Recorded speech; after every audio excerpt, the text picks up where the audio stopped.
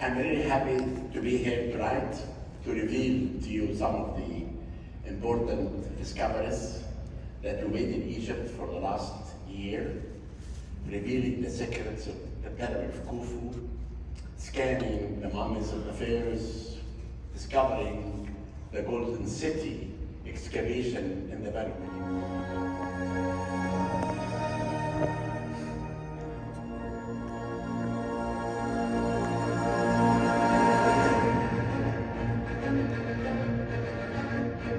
Something here.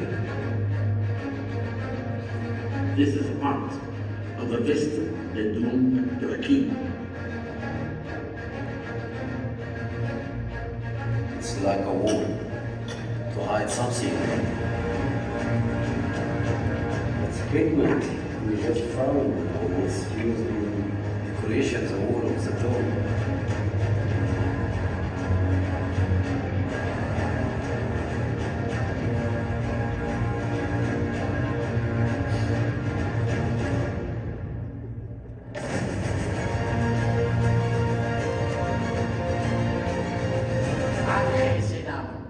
We began to look at the Nile Valley. This section B is very important. We moved the stones until this area. We found a big workshop, sieving every piece of sand, and this all the decoration that the ancient Egyptians put it on a coffin. They call this the wings of the god Horus. And look at this coffin of Tutankhamun, and this is what we found on the right.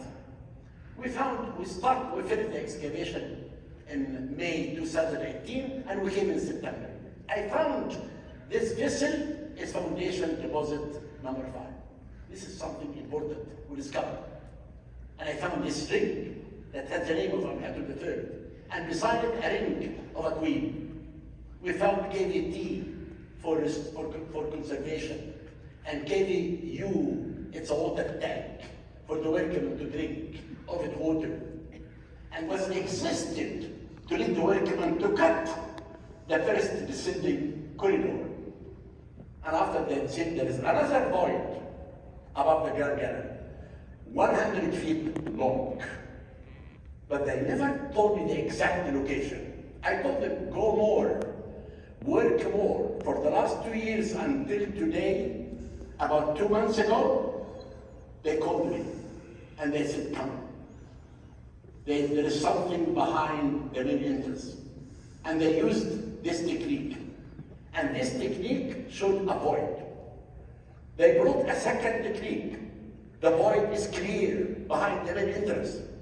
And the third technique showed also this void. Then after that, I told them, let us look. We found the blocks in this chevron, there is a hole. Then what we did, we sent a camera, an endoscope between the blocks, and we took this photograph. And that was the most beautiful moment that made me to scream. It's important discovery. Feet long, about 7 feet wide, and it has a chevron shape. Remember, I told you, when there is a chevron shape, means there's something underneath. When I looked at this corridor at the northern end, I found stone level, meaning there is a space that you can send a camera. In this coming September, we are going to let this camera to go underneath, because I do believe that the chamber is underneath. The ascending corridor is about 28 feet under this corridor. So inside, there is names of the gangs who built the pyramids, like this name inside, friends of Khufu. This is one of the names of the gangs who built the pyramid. A French team at the pyramid of Maydoun that belongs to Khufu's father, Serefro, they did use techniques, and they found above the burial chamber, they found also relieving chambers. If you look at the Great Pyramid, I really believe that this chamber, the second one, they call it wrongly the Queen Chamber, under the floor is really, there is something important. And this is why we are hoping that in this coming, for sure, October will be the time that we're going to go through all this chamber and reveal the secret of the Great Pyramid of Khufu for the first time, to make people who wonder about the pyramid, to understand why this is. We begin to clean the statues. Really amazing statues. And this is a time to show you how we begin to clean. It's a big surprise to see 9 statues coming out of the set. And after that, you can take one statue, hold it in my hand, and also this other beautiful statue of a serpent lady, unique one. The 9 statues are really show a high quality of craftsmanship. The best 9 statues, 9 all-clear statues were found. The other statue, look at this, like 9 children of mine. And this 4th door has the name of someone, his name is Missy. We found the 9 statues belonging to Missy. When I did make a press conference a few months ago, and I said this statue is for Missy, the reporters were happy because they know about Messi, the soccer player from Argentina, and they thought that this could be related to him. Can you believe that? Now, this is another statue of a man and his wife. She's holding him with love and affection. A unique, beautiful statue. And the 3rd one is a 3-yard statue. It has the wife holding his leg and his daughter on the other side. And his daughter is holding a goose. A wonderful statue. We entered inside the shaft. In the shaft I found hidden statues. And also many, about 7 wooden statues. But the 3 statues, and I found in front of them the sarcophagus. I opened the sarcophagus, we found inside a mummy. Beside the sarcophagus, found this beautiful offering table, beautifully decorated.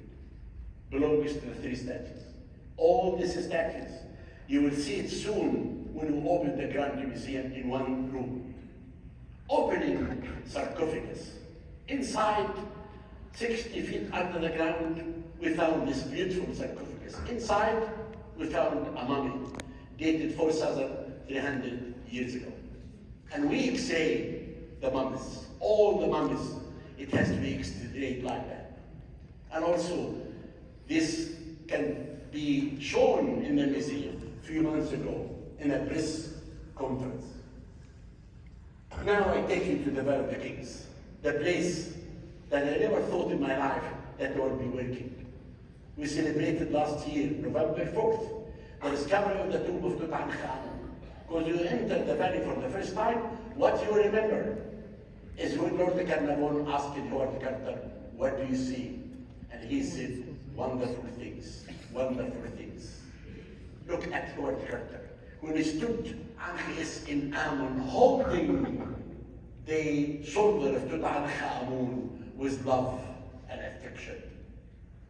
Behind the northern wall, an English scholar, his name is Reeves, thought that the tomb of Nefertiti should exist there. But there is no way that Tutankhamun was not the son of Nefertiti. He will never be buried there. And also at the same time, no one will come to stop the spiritual value of someone else. And therefore, I really don't think that the tomb of Nefertiti exists there. But he depended on a radar, Japanese radar. And this is the reading of the Japanese radar. I took this to an American friend of mine who's the best radar. He said, this is nothing. If there is something, it should look like this. National Geographic came with another radar, and they found nothing. Excavated around the tomb with radar and also excavation. And this is the first trench, this behind the tomb, and around the tomb everywhere. We did not discover anything in this area. Now I came to scan the mummy. We took this coffin out. I had another beautiful moment in my life. Meeting King Tut face to face. Looking at his back teeth for the first time. Look at this mummy. You can see for the first time, this is the only mummy of all the royal mummies that the penis is clear. Now, when I did examine the mummy, I did not find the penis. And look, my assistant said, I did not touch it. But when I began to examine underneath in the sand, I found the penis of Tutankhamun was hidden in the sand. And when I make jokes to people, I tell them the best discovery I ever made in my life was the discovery of the penis of Tutankhamun. Now, we moved the mummies, that any one of you who come to Egypt will be able to look at the mummy for the first time in a showcase. Howard Carter, in 1925, first time in my life, to think there is something could be called the curse of Tutankhamun. Why the machine stopped. 1 hour later, the machine did work. I brought the mummy back. I found this card left by Howard Carter. I wrote my name beside his name that I came to scan the mummy of Tutankhamun for the first time. Everyone thought that Tutankhamun was murdered because of that hole in the back of the head. We found out that that hole was opened on Dynasty 18 to put the liquid for mummification. But we found this fracture in the left leg. It's an accident happened to him 2 days before he died. Now, how he died? We found out, look at his legs. The blood does not go to his fingers. And also, the ribs were cut. Because Carter, when he tried to take the amulets, he cut the ribs. And he had a flat foot. And this is how the blood doesn't go to his fingers. In his tomb found 130 sticks because he used it to walk, as you see.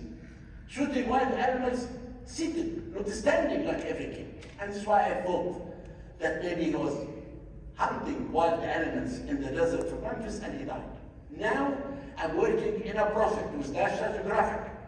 We're hoping this coming October we'll be able to know with a new machine and with a team from North Carolina to find out if Tutankhamun had an infection in this accident or not. If he had an infection, I will announce to the whole world that Tutankhamun died in an accident. Now, I began to look for the family of Tutankhamun with DNA. In 5 months from now, I will be able to announce the discovery of the mummy of Queen Nefertiti. We examined royal mummies that had no names, like the screaming lady. We found out that the reason that she screamed, she had a heart attack, made her to scream. And this mummy had no name. She had no head. Beside her is this mummy. I really think, I want you to remember this mummy. I really think that this mummy will be the mummy that I will announce for Queen Nefertiti. It's in the Cairo Museum now. I took this mummy. It's in a very bad condition. I put it under the CT scan. I found out it has the same age of Nefertiti. With DNA, team from North Carolina and Egypt will be able to announce, because we take samples from the bones of her sister, Mutnishmet, and also from the two fetuses that they are now in the Grand Museum. And this photograph is taken from inside the Grand Museum. Then we are hoping that we can announce the discovery of this mummy.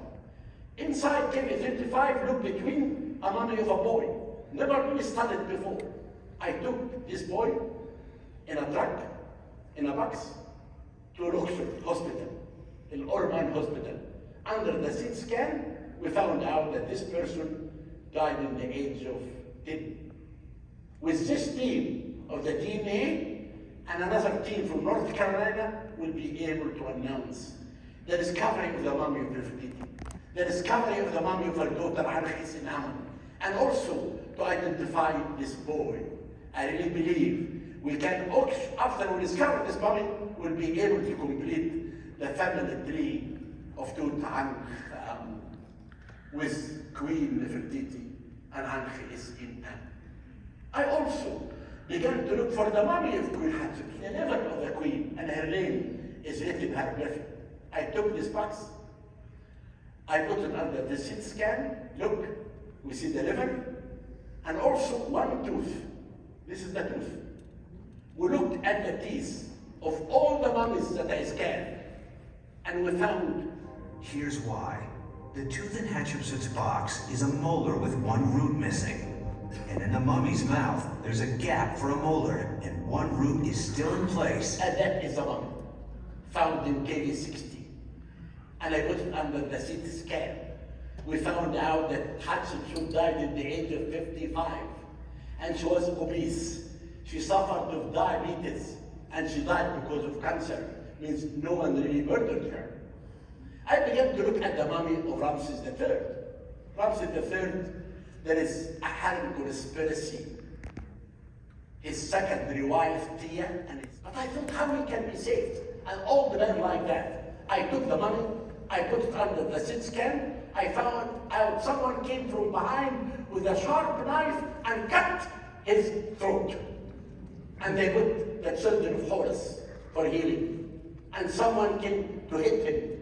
But this is the best mummified mummy. You know why? Because they wanted him to go to paradise. Without good mummification, he will never go to paradise. I began to look for the mummy of his son, bin Taul. I found this mummy at the Cairo Museum called Unknown Man E. He was not mummified. He was covered with God's skin. And God's skin was dirty for the Egyptian. With DNA, I found that this is the son who murdered his father. And we know that he was hanging. We could see evidence of hanging here.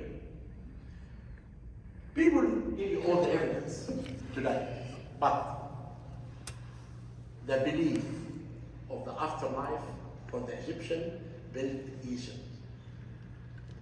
They believed in God. They believed they will be born again. And this is why they built pyramids, tombs, and temples. Now, I tell all the people all the time, when you look at the Great Pyramid, you will never believe it was built by a human being. Why? Because you don't know. And most of the information that you read about pyramids are wrong. But if you really follow what we do, if you read the book that we just published, me and Marklina, Giza and the Pyramids, we explained in details how the pyramid was built, how the stones came 1,000 feet away from the base, how they cut the base of the solid rock. They made the base of the pyramid to be 20 feet high solid rock, no stones. And the quarry is 1,000 feet. Team cutting stones, team shaving stones, teams transporting stones in wooden sledges for 28 years. You will never be able to do it today because you don't believe in it. The Egyptian, that was a national project. That was the most important thing for the 3 million who lived in Egypt at the time, to make the king as a god. Dr. Zahi Hawass, first of all, I want to thank you and welcome you to America, and it's a pleasure to have you here. I just one quick question. In 2017-18, the King Tut exhibit was touring Los Angeles, and I saw one little piece there. And the gentleman here, he asked earlier about aliens, and I know you kind of frown upon that. But I'd like to know on this one amulet that I have a picture of on my phone, I want to know if you would take a look at it and maybe explain it to me. Because I think it looks like a man speaking to an alien. So will you take a moment and look at this and tell me what I'm looking at? After. Okay. And my second question is, while you're here in America, what is the one thing you want to see? What do you want to do while you're here? You know, I know America more than you know. Thank you. I have been, when I used to teach at UCLA, when I need to write something and hide from people, I used to take, to drive and come to the Sheraton by the water and stay the weekend. Then America for me is like my home. I have friends in America more than I have in Egypt. We love you here. But when I travel like this, I never see anything. I always stay in my room and watch a cowboy movie and prepare myself to meet you. When Thank I you. lecture, I don't want to see anything and I don't want to do anything except to concentrate on the project that I'm doing. Thank you, sir. Thank you.